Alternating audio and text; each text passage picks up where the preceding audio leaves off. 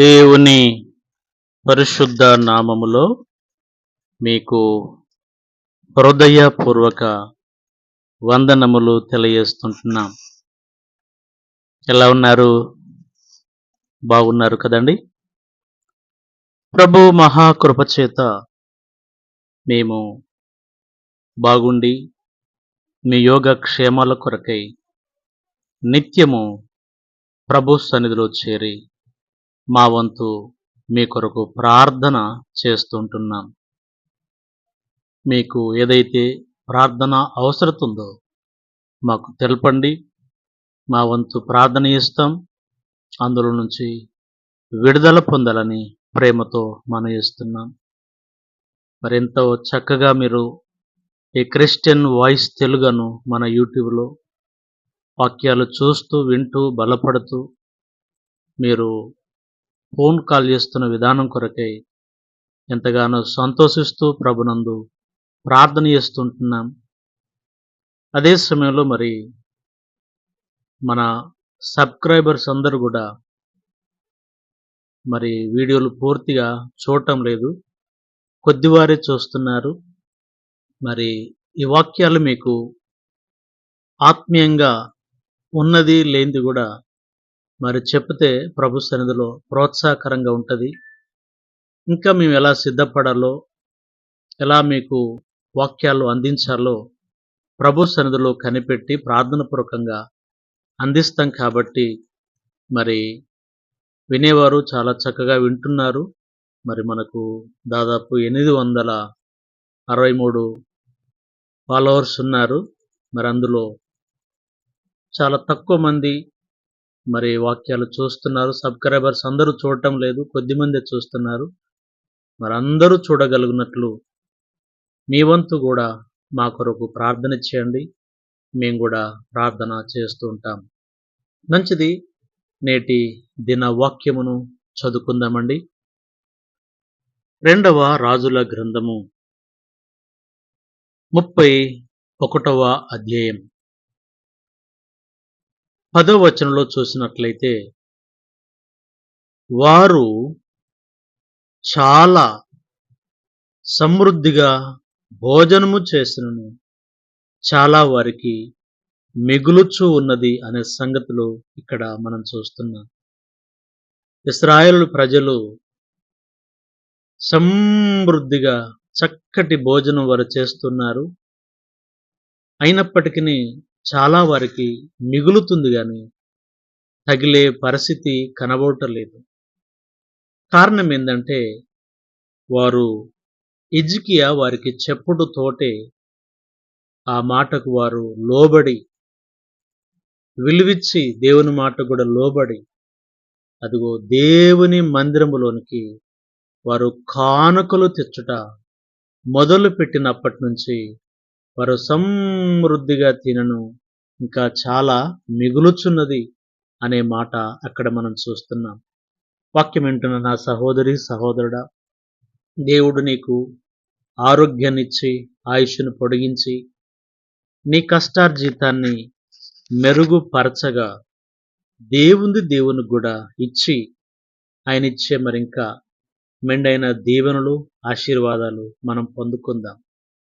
మేము దేవుని మందిరములోనికి కానుకలు తెచ్చుట మొదలు పెట్టినప్పటి నుంచి సమృద్ధిగా భోజనం చేసిన మాకు చాలా మిగులుచున్నది అంటున్నాడు.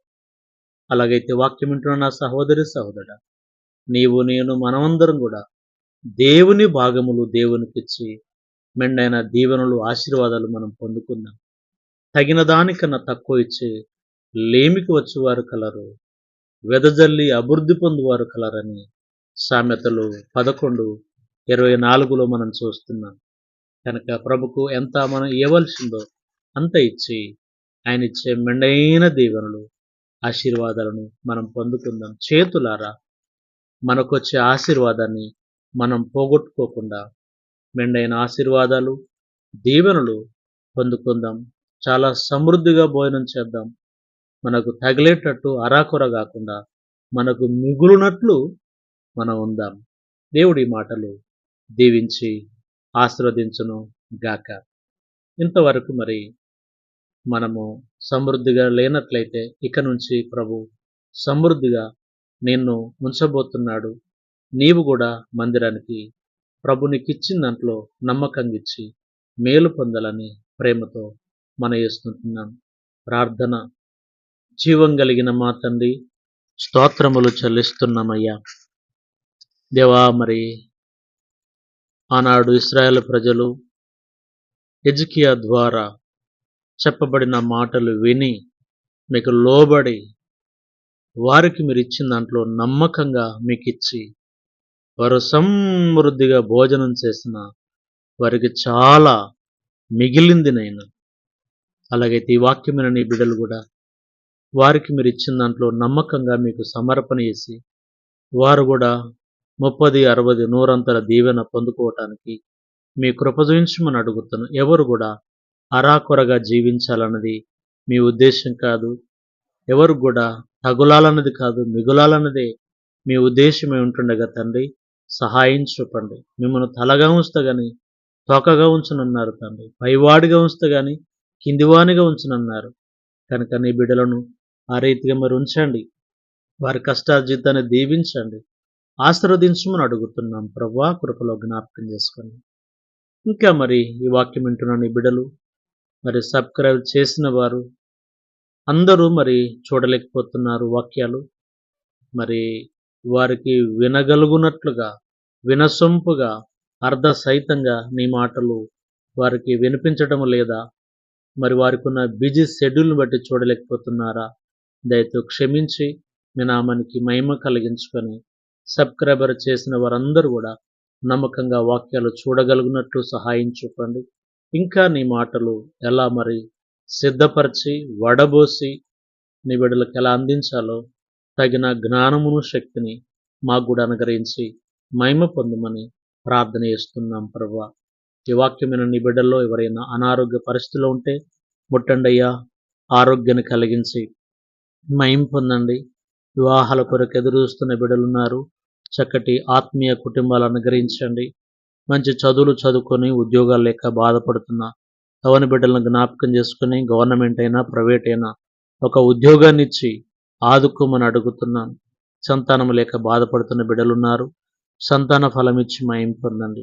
ప్రస్తుతం నిండు గర్భిణిలో ఉన్న బిడ్డలున్నారు, చక్కటి నార్మల్ డెలివరీ అనుగ్రహించి మహిమ పొందమని ప్రార్థన చేస్తున్నాం. ప్రయాణం చేస్తున్న ప్రతి ప్రయాణికుడు సురక్షితంగా వారి గమ్యస్థానాలు చేరగలిగినట్లు కృపజించి మహిమయు ఘనతయు ప్రభావములు మీరు పొందుకోమని పుణ్యరక్షకుడు యేసు ప్రభు శక్తి కలిగిన నామములో ప్రార్థన చేసి బ్రతిమలాడి వేడుకొనుచుంటున్నాము తండ్రి. ఆమేన్. Thank you. గాడ్